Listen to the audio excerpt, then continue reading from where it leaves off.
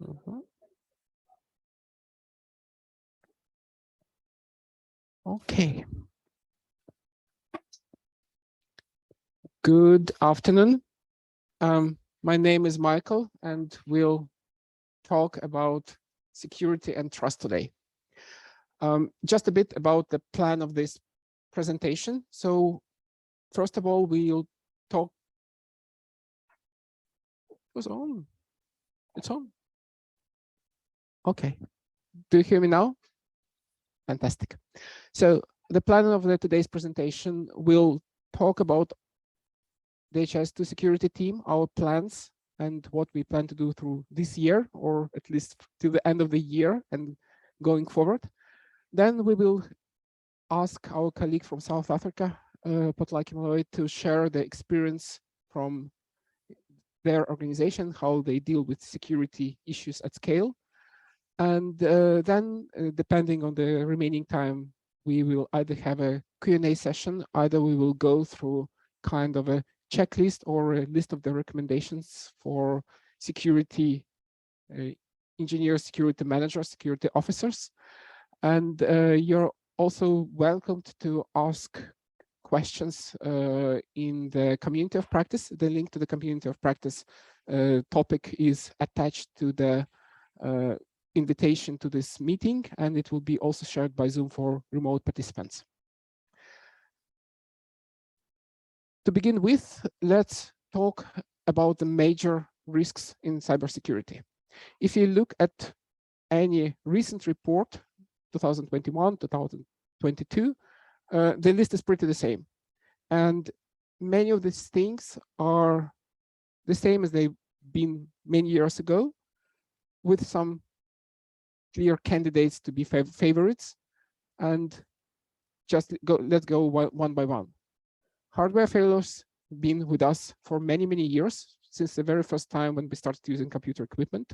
Yes, the equipment becomes more and more reliable, but at the same point of time, we always hear reports about network outages. We hear about broken hard disks. We have various problems with the end user devices. So everything that impacts availability is still an agenda. Then we have a pretty new actor, ransomware and crypto miners, joined together, although they are different category. This is the worst insurable security risk ever. So if you talk to any insurance company that offers cyber insurance, they will probably tell that their price for cyber insurance is ridiculously high, and most of them will refuse to make any kind of assessment, even if you have quite a good security profile. Even if you handle a lot of sensitive data and you don't have an information security management system in place, there will be quite hard to get a good coverage. Then another thing that is gradually developing through the last years is class of attacks related to the digital supply chain. As you know, modern computer equipment, modern computer software has a lot of components, third-party libraries, various online dependencies, and attacking the dependency stack, attacking the providers of the software components, libraries, modules, and so on, is like one of the most favored attack targets. So this is what we are facing now more and more. COVID-19 times brought a lot of remote work, and in addition to the secured perimeters, the organizations now face the need to protect users and their devices when they work remotely in the field and so on. So it's quite a big change that nobody could expect, and even most of the companies and organizations deal with it quite efficiently. There are a lot of risks associated with that, and probably it is the weakest point nowadays. And then in addition to all these four, the lack of cybersecurity talents, the lack of staffing issues is the concluding risk that we have. If you look for the cybersecurity experts demand in the last years, it's growing, and the global amount of specialists that need to be are yet to be hired is roughly a couple of millions. So it's a huge gap that is not possible to fix immediately. So it takes years to get the indication or to train necessary skills for that. So there are some other risks that are important, but these are probably the most concerning, and we are pretty aware of that.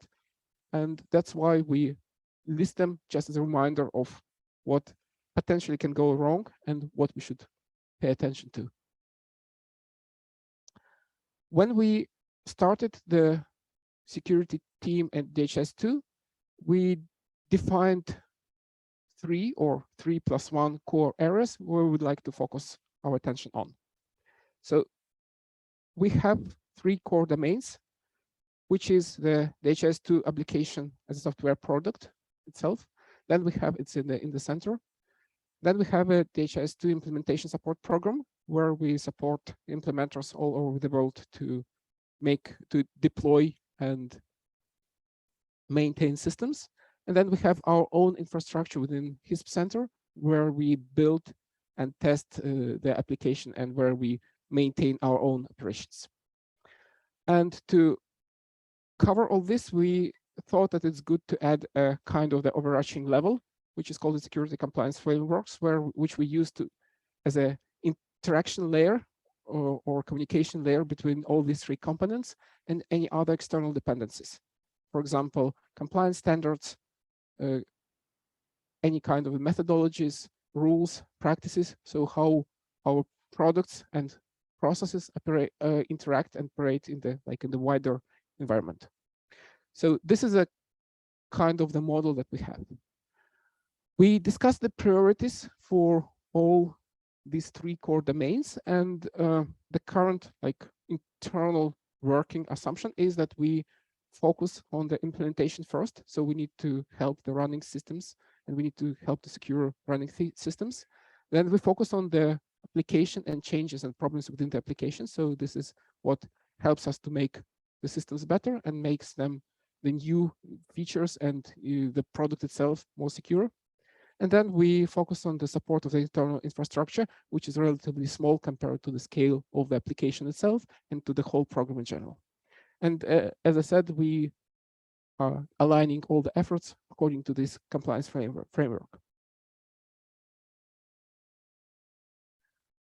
We, just as a formal part, we have some objectives, and we decided that we will focus on security risks, global security risks that we just discussed in the first slide, and align with the industry standards, because in the open world and open and interconnected world, it is the most important to be compliant and to be compatible with the other activities and everything that happens around. For the program itself, we focus on capacity building, which address the risk of lack of the cybersecurity talent. And for us, as for the first iteration of the dedicated security program, it is important to focus on the feedback. So that's why during every session, we ask for the feedback. We ask to provide their opinions on how security works in your implementations, how security does not work in your implementations, and what can and should be improved. So establishing this kind of channel is maintained by David and me, and we are very, very open to all kinds of comments, and looking into implementation issues is a core thing for understanding the risk better and having a better response to the security issues. Then there is a security quality assurance process, which we would like to make as automated and as verifiable as possible to ensure that whatever we build can be easily tested and confirmed from the security perspective. And most of the compliance frameworks that we'd like to adhere to, they are literally requiring that. And if we look at the product itself, we'd like to become secure in default and auditable at scale, so that every installation that happens would be sufficiently protected in the default configuration, and the users would be able to audit the potential security issues easily.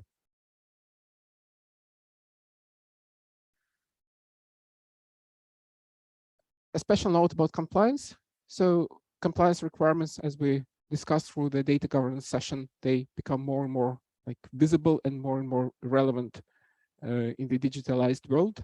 So we are building a matrix of the real matrix of compliance for privacy compliance, for different industry compliance, and for different governance requirements.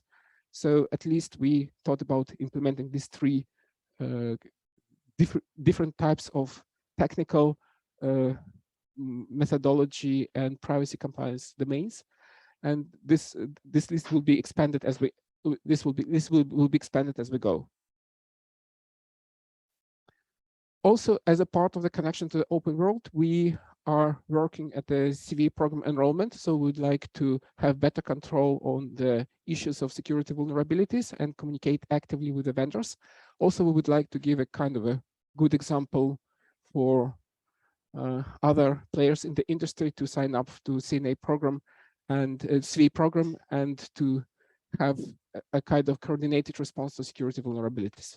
So it gives more control and more visibility in how vulnerabilities in the product are tracked and how they can be maintained and how we control disclosure. Then we have a participation in the OpenHIE working group on security and privacy, where is ongoing work to implement privacy requirements and better security guidelines. And we have an unofficial bug bounty program, and we are rolling out a Hall of Fame for the vulnerabilities, which is work in progress.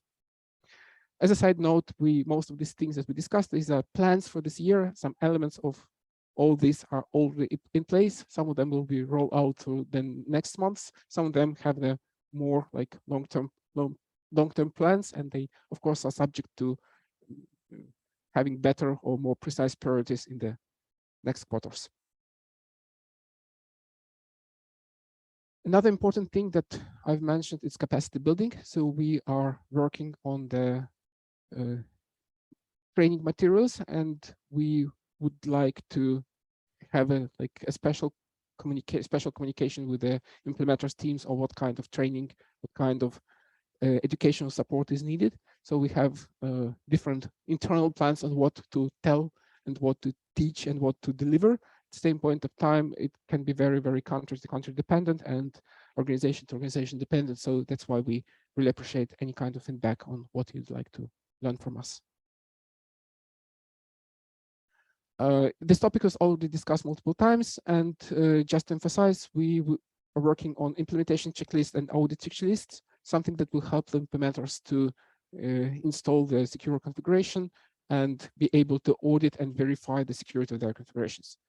The challenge is, of course, that we have to run the software on the multiple different platforms of different stage of legacy, new systems, legacy systems, and so on. So it means that we will also call for testing, we'll call for verification of this checklist before we officially found them. So we will reach out to the participating members of our security community to test different parts of this checklist to ensure that they are battle-proof and we can use them in production and officially recommend as a default secure configuration method.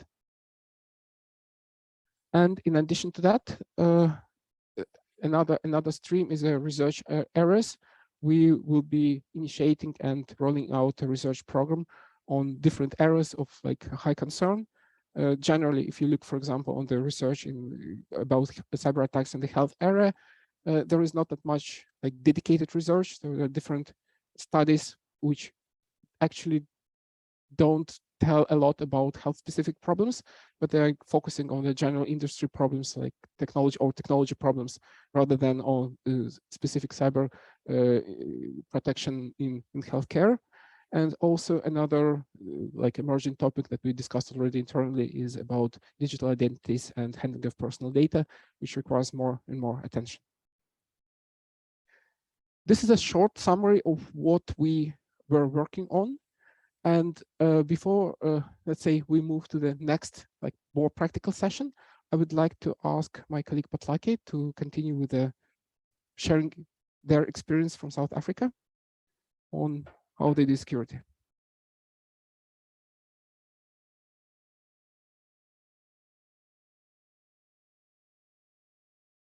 Hello. Afternoon, can everybody hear me? Good. My name is Putlaki Muloi. It's a Sesotho name. It means hasty. So I'm going to do a sprint through my presentation.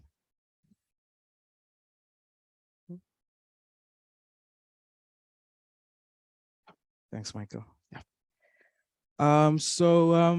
We've drafted this presentation between the three of us.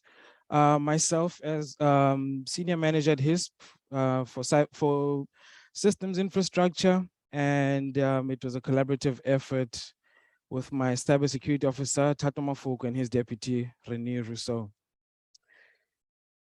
Just as a disclaimer, DHIS2 South Africa, we're by no means experts in cybersecurity, but I just want to take you through some of the things we've done on our sort of compliance journey. Wrong screen. So the thing with cybersecurity is, I think the underlying issue is you don't have much cybersecurity if you don't have physical security, or if you don't at least address physical security first, right? So what is the point of having a comms room where all of your cyber infrastructure is secure, but somebody can just walk in and carry your servers out, and there goes all your data. So what we did is we went and rented space at a private data center provider in South Africa. And in that environment, it is their core business to sort of provide us the right levels of physical security. So the heating, ventilation, and air conditioning systems, locked doors, access control with biometrics. So that allows us at least to sort of take the burden off our hands so that we can continue with the business of HMIS for our National Department of Health. And so that at least helped us to address the issue of physical security. What we then did was at the beginning of 2021, we completed a restructuring process within the organization, where for the first time in South Africa's history, we officially appointed a cybersecurity officer, Mr. Tato Mafoko. And then what we noticed was, as time went, to address the risk of cybersecurity fatigue, if you have one person sort of looking after all of your cybersecurity infrastructure, there comes a time when they might no problem. So after a while, it just becomes a bit routine, and they might start getting a bit fatigued from looking after the threats from every other angle. So towards the end of last year, we placed the second deputy, Mr. René Rousseau. Once that was done, we then addressed what I like to believe is the foundation for any organization is governance. So making sure that we've got our cybersecurity policy in place, and making sure that we've got the associated SOP, an incident response plan, which basically details how to react, where to react, internal and external communication in the event of an incident. Both of which are sort of NIST aligned, and we try and align all of our processes with the CIS controls framework. It is a very interesting topic we had with David yesterday. A lot of organizations are ISO 27001 certified. I hope you can still hear me. I'm sorry, I'm going to fiddle with the mic a little bit. A lot of organizations are ISO 27001 certified, but are they indeed aligned? It's no use. If you're certified, it's a box ticking exercise. You've got the certification, sure. It looks great, you look amazing on paper, but are your processes really aligned? So we are not yet certified, but a lot of our processes sort of aligned, at least with that framework. So, and they're auditable. So we do use appropriate levels of encryption at rest and in transit. We have initiated security awareness and training across the organization, which is also auditable. So we do have sort of reporting where we can track our staff throughout the process, from when we initially did security awareness and training, and we review that sort of annually to make sure that we're sort of moving ahead and we're improving on our security stance. And as part of that, as part of the alignment, we've got, as part of alignment and change management and onboarding, what we've what we do in the security awareness and training is do a lot of education around password managers. I mean, they come a dime a dozen: LastPass, KeePass, Bitwarden, you name it. So for my infrastructure team, we've got KeePass, and we went specifically with KeePass for protecting our infrastructure, because at least the database file, we're able to keep that ourselves in our infrastructure, as opposed to relying on somebody else's vault in the cloud. If that vault is broken into, you know, keys to Fort Knox. So as part of change management, basically not IT service management, change management, but sort of organizational change. We first had to conscientize our staff and our independent contractors. So it's everything I've just mentioned now. So the use of password managers, password length and complexity, encryption, and just making sure that any sensitive documentation is password protected, and that we have the right sort of levels of access, that nobody has admin access where they otherwise shouldn't. And then just conscientizing our service providers and our customers on the risks of the personally identifiable information that we share, making sure that we've got all of our operator agreements in place. So South Africa's equivalent of GDPR is POPIA. From South Africa's perspective, where we manage information on behalf of National Department of Health, we're seen as the operators of their data. So we've had to make sure that we've got all of our agreements in place. Yeah, so moving right along. I'm going to work this slide from the bottom upwards. Once we'd placed our cybersecurity staff, something Michael mentioned earlier was lack of talent. So although we'd had, before 2021, although we'd had some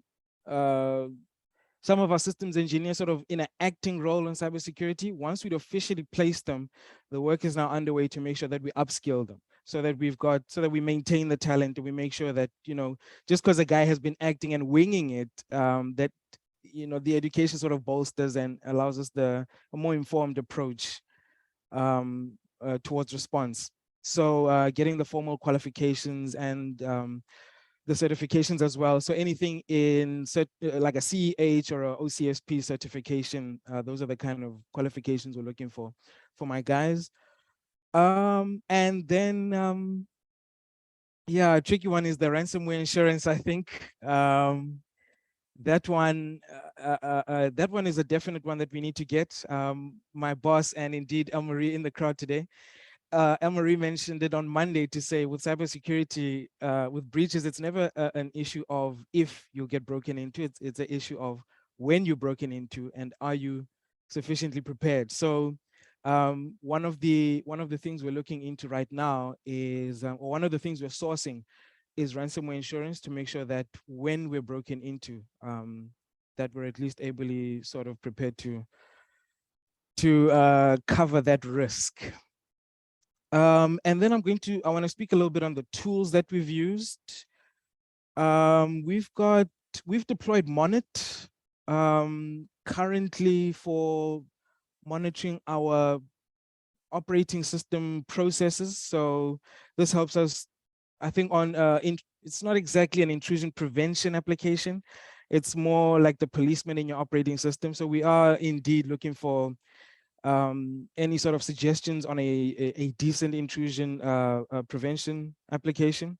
But with Monit, it's an issue of, once there's sort of suspicious activity running on your operating system environment, it acts as a policeman, and it's able to sort of isolate the threat and then notify sysadmins that there's been an issue, either your sysadmins or your SOs. And then for intrusion prevention, I don't think oh yes, I added under reacting agents, but it's actually an intrusion prevention technology, CrowdSec. In the past, we'd been using fail to ban, But for our production environment, we're rolling out CrowdSec. Both of them do exactly the same thing. So they'll look at number of failed login attempts, and then, it allows you, it's pretty flexible. So it allows you to specify sort of metrics, number of failed logins, and then it just blocks that IP, or it adds it onto a blacklist. And yeah, so the other thing is we've created a few more, in our generation 6 of servers. We're trying to add a little bit of complexity in how we build the system. In generation 5, we'd rented about 25 physical machines at the data center, and each of them had a public IP allocated to it. So each of those machines were reachable from anywhere in the world. Of course, there was fail to ban on them, so any number of failed attempts would easily be blocked, but the problem is they're still public facing. So in generation 6, what we've done is to reduce, yeah, I know, it shocked me as well when I understood what we were doing. So, but one thing, what we've tried to do in generation 6 is we've procured 18 servers, and of the 18, I think about 3 or 4 are only really publicly accessible. And so once we slap CrowdSec onto there and do some geofencing with our broadband provider, that should allow us at least to sort of counter any sort of risk from anywhere outside of South Africa.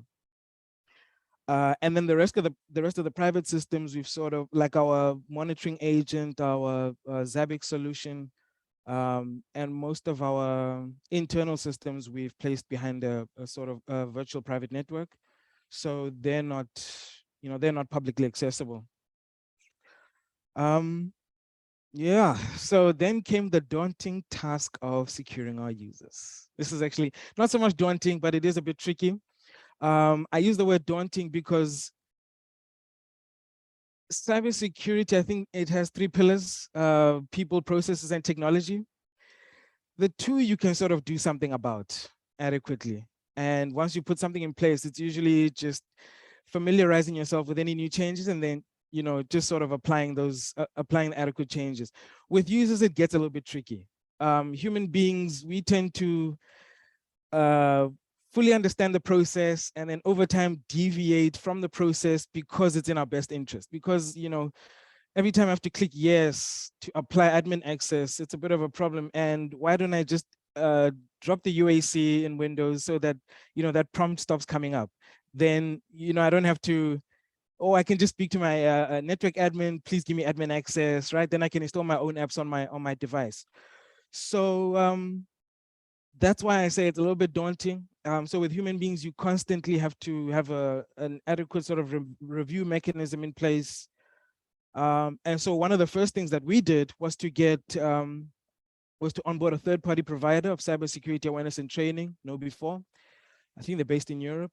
And so what they do is some of the content that they cover is password management, MFA, and I think social media use. So there's quite a long list of content that they cover, and it's very informative, very educational, and it's light. So you can watch a video for about 5 minutes and then do a quick test of about 5 or 10 questions.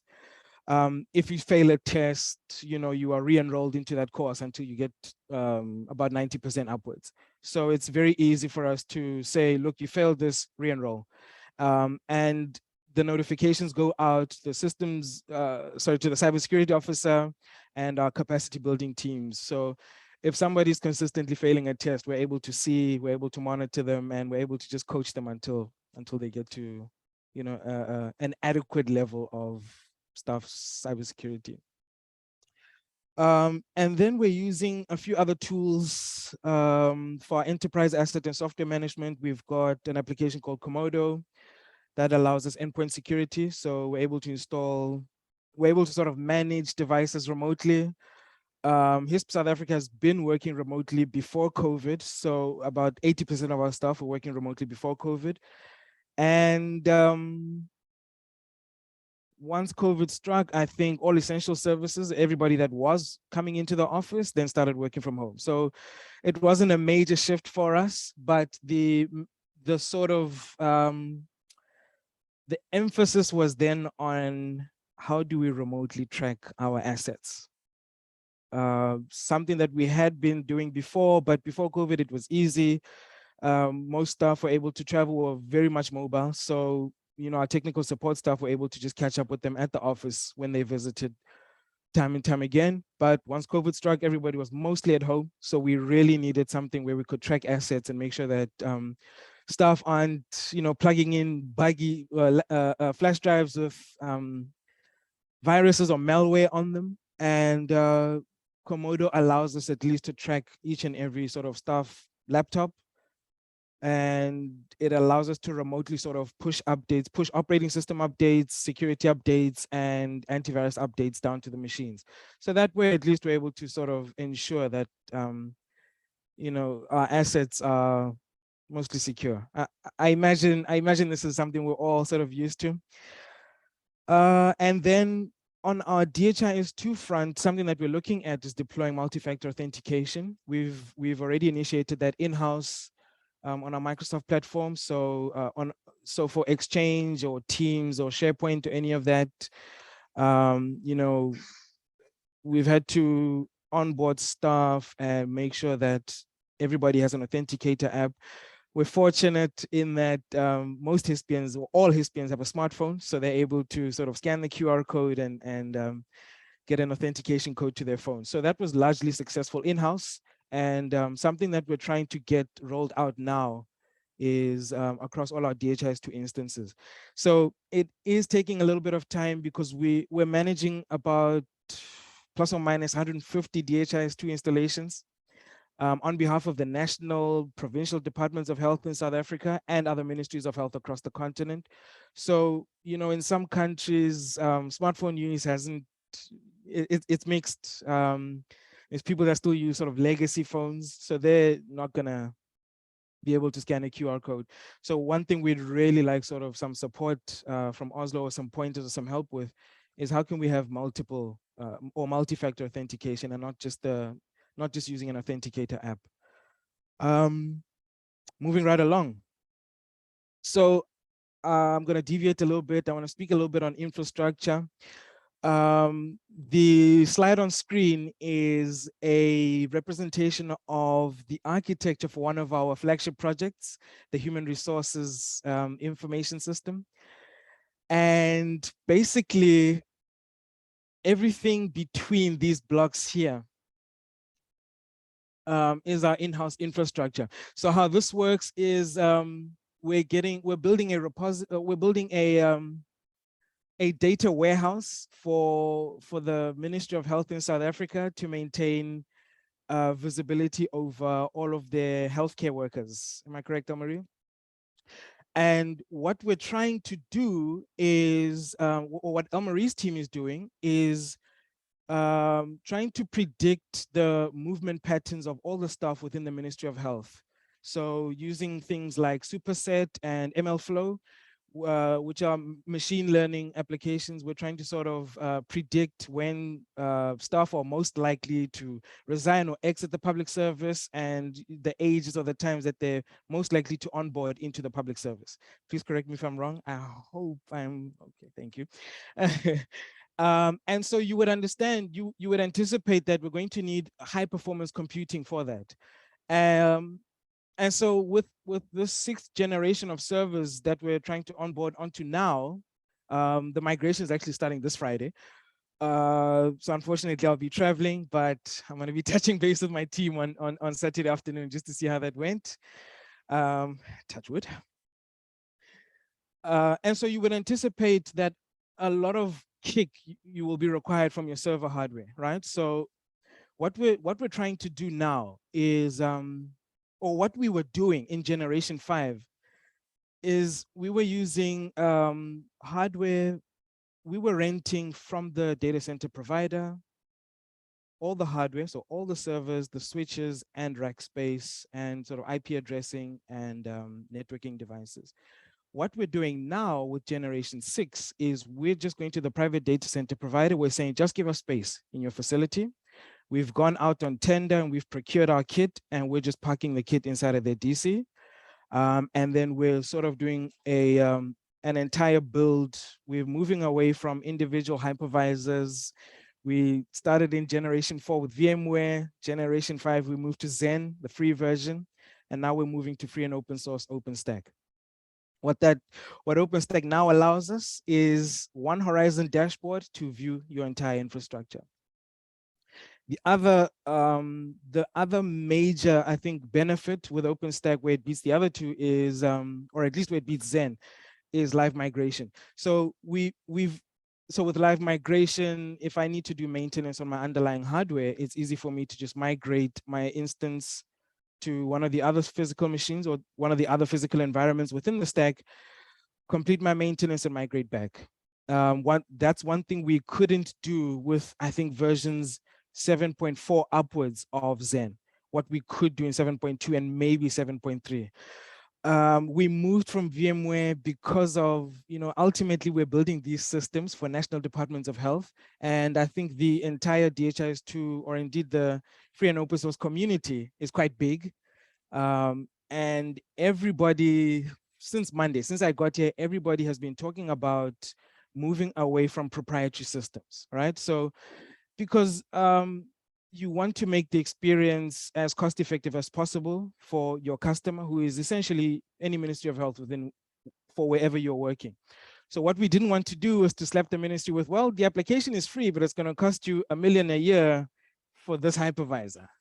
Right? Firstly, that's not their core business. So the minute I say that to my biggest client, Mr. Mbulelo Tabuko, that the hypervisor is going to cost you 100,000 Rand a year, his first question is, what the hell is a hypervisor?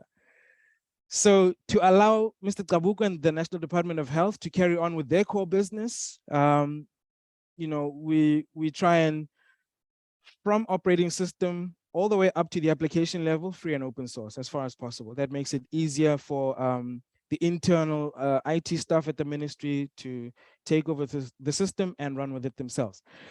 Coming back to this high performance infrastructure, the next slide will probably give us a little bit more detail. Now, but before I go into it, you will imagine that we're going to get a ton of data from different data sources. So we've got a nursing council in South Africa, which manages all of the nursing practitioners in the country. And then we've got a Health Professions Council of South Africa, which basically makes sure that every health professional practicing in the country is registered and is legally allowed to practice.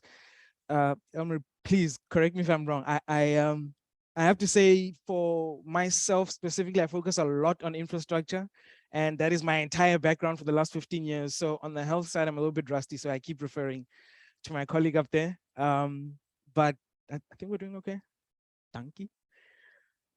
So we have a ton of, basically we have a ton of primary data coming into the application.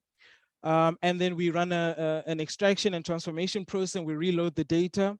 And then we push it into our dimensional data store. And then that pushes it into a machine learning workflow and a DHIS2 instance. And then we're able, through the different web portals, to sort of visualize that data. So there is a ton of processing that is required on this end. On this side, probably, sure, but not as much as on the back end.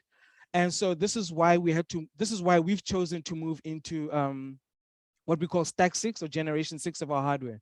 So with the new kit that we've procured, allows us up to 4 times the sort of processing capability. And in the past, we had a 1 gigabit backlink between all the servers. This one allows, we've now got a 25 gigabit per second fiber link between every physical component. So for your backend processing, it happens like that on the fly. And so obviously then that means your reporting is so much easier. Your dashboards should ideally load faster. And if they don't, it'll probably be either a PEPCAC error. So the problem is either between the keyboard and the chair, or it is the customer's own sort of data line that connects to these systems. But let me just give you a wee sort of representation on our what we call what I'm conceptualizing as a high performance computing infrastructure. So we've got our incoming. So the red is our public link, and the green is our 25 gigabit per second fiber link, and that runs on the back end across all of our physical servers. And then we have what we call a jump box, which is our VPN solution. We've got 2 mask controllers, and that basically allows us to provision our physical servers a lot quicker. Where in the past, provisioning a physical machine, it would take us maybe 4 hours to order it at the data center, and we had a custom spec that they gave us. So we had a custom spec that we gave them, and that's why it would take 4 hours to provision the machine. From that 4 hours, it would take us 2 hours to install Zen, to upload an ISO, install Zen, but essentially a day is lost just provisioning a physical machine. Now with Mast, this literally takes minutes. I'm sure some of you in the room now are incredibly familiar with Mast, Metal as a Service. And then we deployed our OpenStack using 3 node controllers and the rest of the servers, and 12 compute nodes. And so basically this is where, on the compute nodes, this is where our entire infrastructure, or all our DHIS2 instances are going to live. Including the ML machine learning instances and the AI instances that we saw previously. That was HISP's journey to HISP South Africa's journey to cybersecurity. And like I said, we're always happy to get suggestions. We're by no means experts. This is our first rodeo. Thank you very much.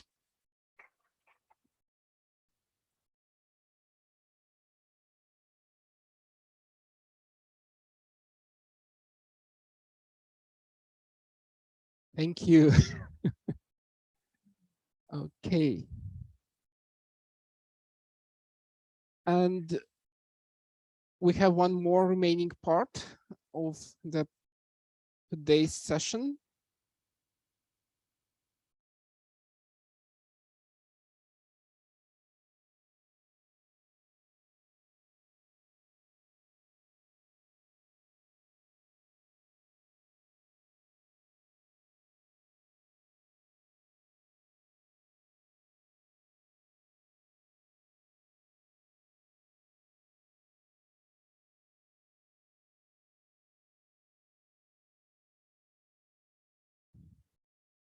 So we've just heard a story about how security is implemented at scale, and the typical question, what should we start with, or what would be our plan for implementing security?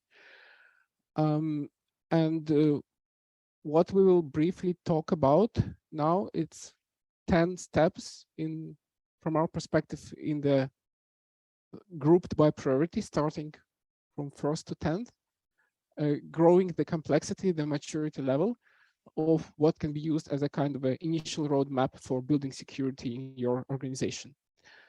We have not that much time left. We'll go through it quite fast. All the materials will be available later, and we also expect some feedback. We can have a conversation later, or you can ask the questions in the community of practice. So we'll go through the slides, and you probably will see how we suggest to implement security. So the first natural step is to define roles and responsibilities. And this is what Patlaki just talked about, that it is important to have people who are on the ground, who are aware about security issues, who are willing to learn about security, and who treat it as a part of their responsibility. Overall, on the organization level, there should be someone who is responsible for that as well, but at least it is important to have someone who can be a contact, who can be a trusted internal peer for security matters. The second one is having an inventory of assets, because if we don't have an inventory, we don't know what to protect. As simple as that. And the bigger amount of stuff left outside of the known inventory, the bigger risk we have with something that we don't know. In fact, security is maintaining, or part of the security process is maintaining the things that we know and reducing the part of the issues that we are not aware about. something that is out of our sight, something that is out of our control. This is pretty easy. The third one is backup the data. So we had multiple cases about lack of backups, failed backups, and so on. And once you have identified the assets, you can understand what to backup, what should be the schedule, and who should be responsible for that. The fourth, after you have made all the precautions, look at the authentication policy. Authentication is one of the strongest protection, but also it's somehow a weakest link, because it is super easy to apply brute forcing, apply different social engineering techniques to bypass authentication. So any security attacks, the cheapest attack will start with attacking the authentication. It is as simple as that. Number 5 is review access and permissions. So we start with authentication, and it's about not letting people in. But once we have authorized users, or once we have an attacker who has just who's just obtained the access, we need to ensure that the permissions assigned within the system, within our security perimeter, are corresponding the roles and responsibilities, and that our users don't have too many permissions, and the permissions don't match their job profile or roles. Number 6 is review network configuration. But like I said, you had a bigger network perimeter, and every server could be a target for attack. If you know your network perimeter, if you have asset inventory, you can think about protecting it, taking care of different protocols, taking care of security on different levels of network, and every connected device, again, it adds a potential attack vector. So it's important to review the network perimeter and check the security configuration for network. Number 7 is typically one of the most complicated: keep software updated.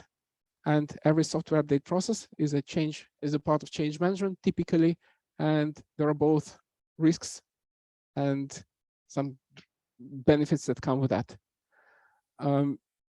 We talked about supply chain risks, and this is a kind of emerging risk. The more software we install, the more dependencies it may have, and the legacy software can have much more risks than the new one. And the issues that are discovered in the supply chain, the components that are used by software, they affect the target product that you install as well. So this is an increasing risk, and even more severe than in the past years. Number 8 is collect event logs.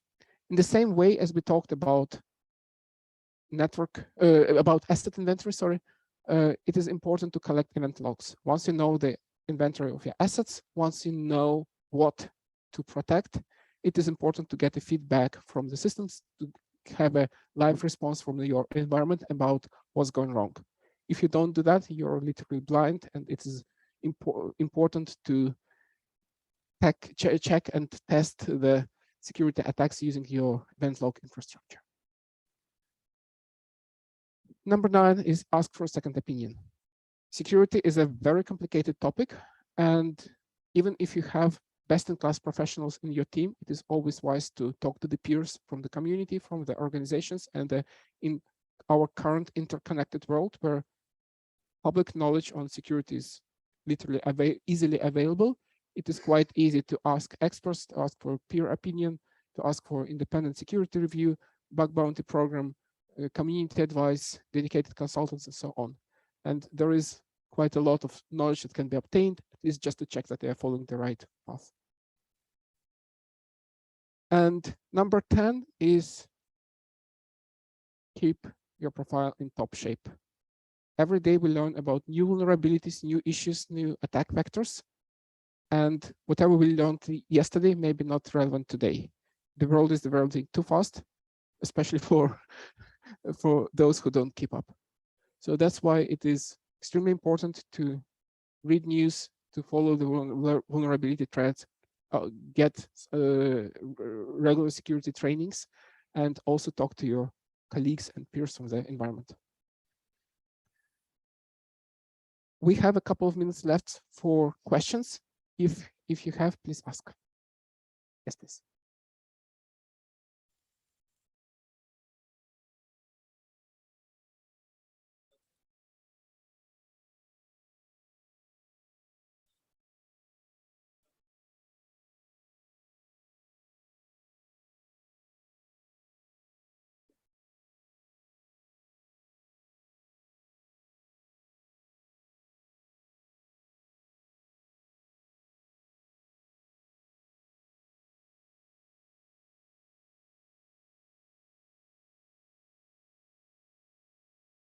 Mute. Can you hear me now? Yeah. So the question from the gentleman was, what do we do about cybersecurity, disaster recovery? Correct. So at the moment, we have all our servers, our production environment hosted in Johannesburg. And so what we do is we've provisioned a dedicated server in a separate facility in Joburg for our what we call on-site backups, although they're not exactly on-site at the same facility. But we replicate that to a separate facility in Cape Town. And then what we'll do is, because we've now done an outright purchase of all this hardware, it's going to take us forever. In the event of a extinction level event in Johannesburg, to get those servers back is going to be some time. We're going to have to do an insurance claim, and that's going to take months. So our disaster recovery process would be to rent Generation 5 style, everything from the previous data center provider, the guys that provide us the servers, the servers, the bandwidth, and all of that. And we just build Generation 5 style using those backups in Cape Town, and we redirect our DNS there. That at least allows us within 36 hours. That's our sort of recovery objective, or RTO, recovery time objective, to sort of get back up online within 36 hours while we initiate the process of doing an insurance claim. Covered. Thank you. That's actually a great question.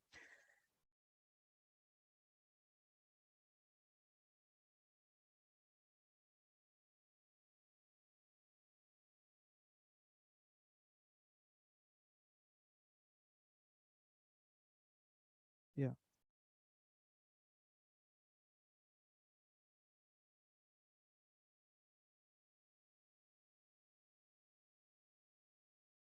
Yeah, yeah.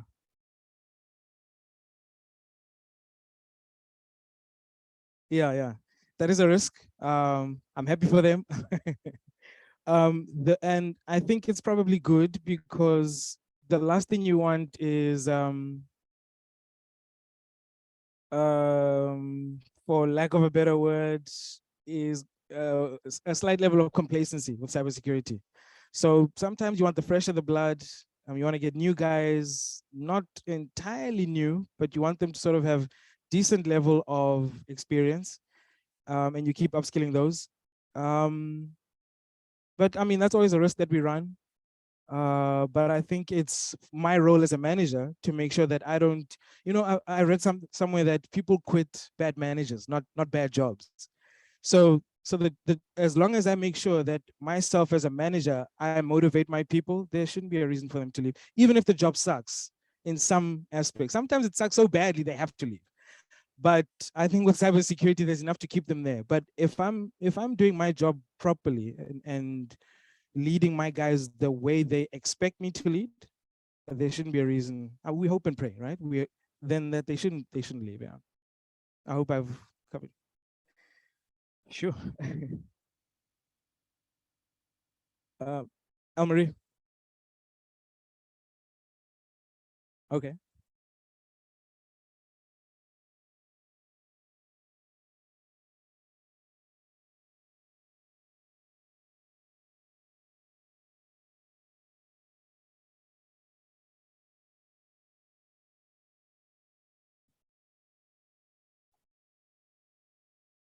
Mhm.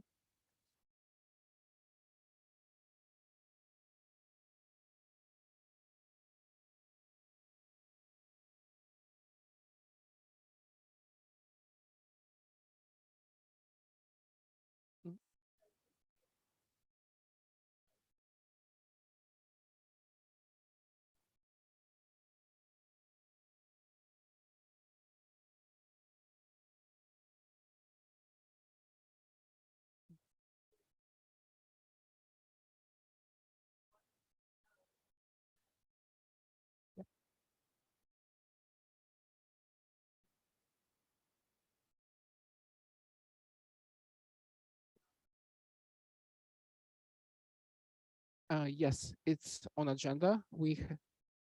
Okay, so the question is, do we have different settings on security and improvement on how administrators can control user devices or user experience in relation to security?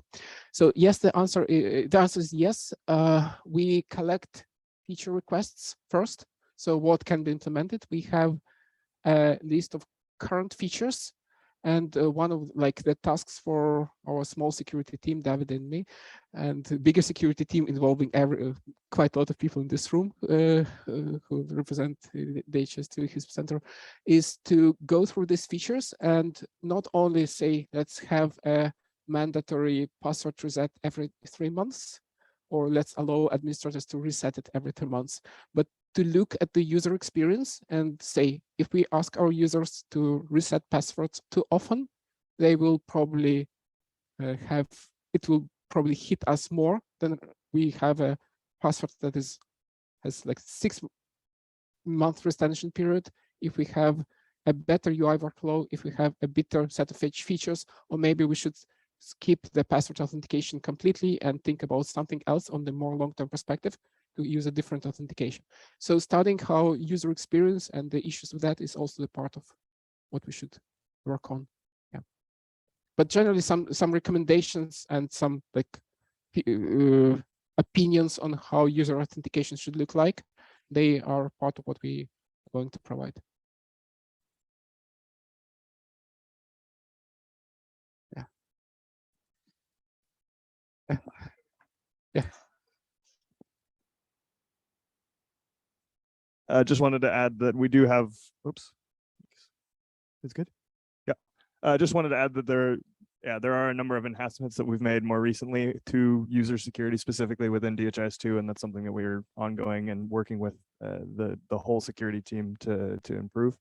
For example, the automatic, basically scheduled deactivation of users that haven't logged in for a certain amount of time, something that was introduced recently, additional password policies or username policies to prevent people from using certain tricks to basically impersonate other users within the system and those types of things.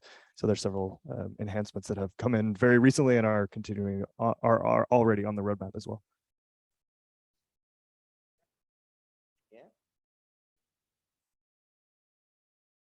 Is it working? Kind of, okay. That's great. I mean, as Michael was saying at the beginning, we are very open to feedback and suggestion in general for, what are your concerns, what you feel like we should focus on stepping up and building, the security program, but also on security features. So we have a Jira board, right? That I think, is still open. And we encourage every one of you to send them those suggestions. As you have seen already, my colleagues have said you are working on some security features, security improvement, but we may lack, right?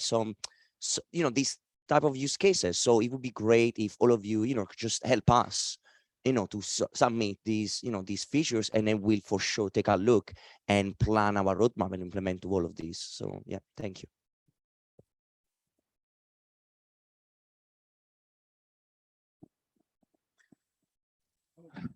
No.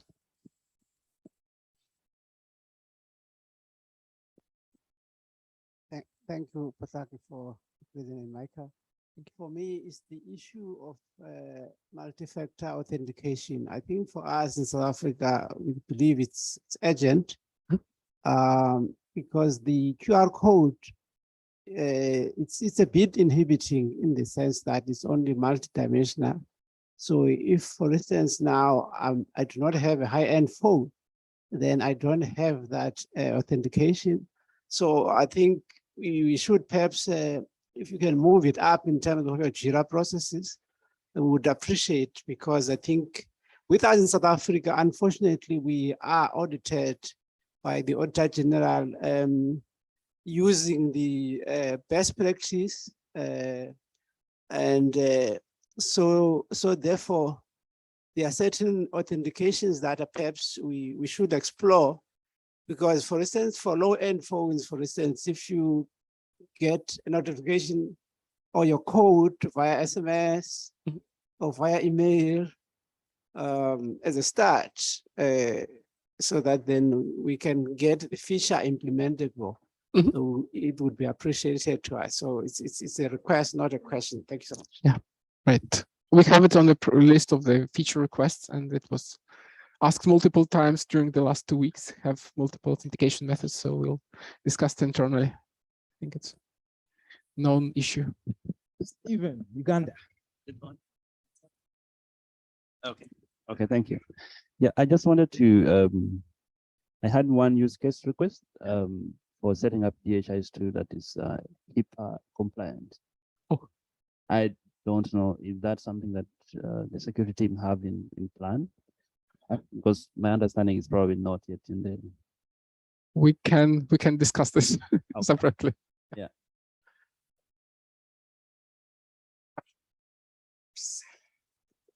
Thank you, Podlaki. Very good presentation. Thanks a lot. So I think we talked a lot about infrastructure level security and policies and so on, and you're doing very impressive work in that regard.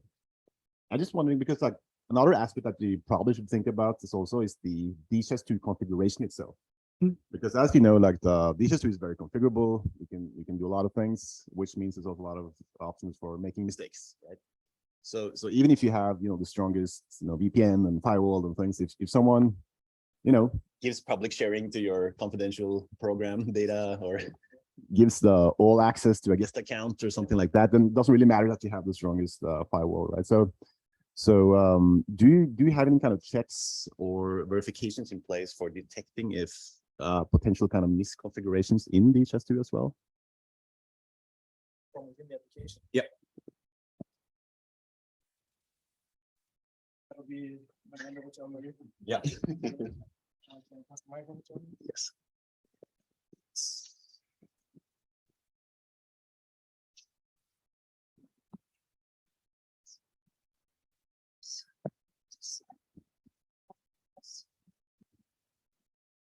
Okay, so I think in South Africa we have maybe a unique situation where we focus on separation of roles a lot.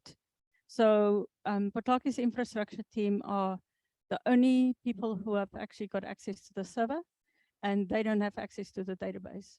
My team we've got a software team and a data science team. So the data team that works really in the database, they have got access to the database, but nothing on the server side. And we essentially, that helps us a lot in determining who could actually do what, because for certain actions, I'm reliant on his team, who is then performing a second role of checking sense check. Is this advisable? What about if you do that, then ABC could happen, and that helps us a lot in that separation of roles. So we don't have someone who is the super user on DHIS that is also managing the server. Not that they can't. Many of the developers can get a bit frustrated, but we allow them then a dev environment where they can do that. But on a production environment, we definitely have that separation of responsibility and roles. In terms of the configuration of DHIS itself, I did a presentation on Monday in terms of best practices, and we're perhaps a bit rigid in saying this is how systems should be developed, because initially we found like someone would make some sort of configuration mistake that has an influence on users in the system. And essentially in another system, we have already figured out how to solve that problem, but we're just not communicating that solution well enough between ourselves. So it's been a long-term process, but we build these best practices for system development and those type of things. And yes, we still pick up configuration issues that could be problematic, but I think we largely don't really have a lot of those type of things. Yeah. Cool. Okay. Yeah. Thank you. We ran out of time. So if you have any extra questions, we are here and we can discuss them outside of this room. Thank you so much.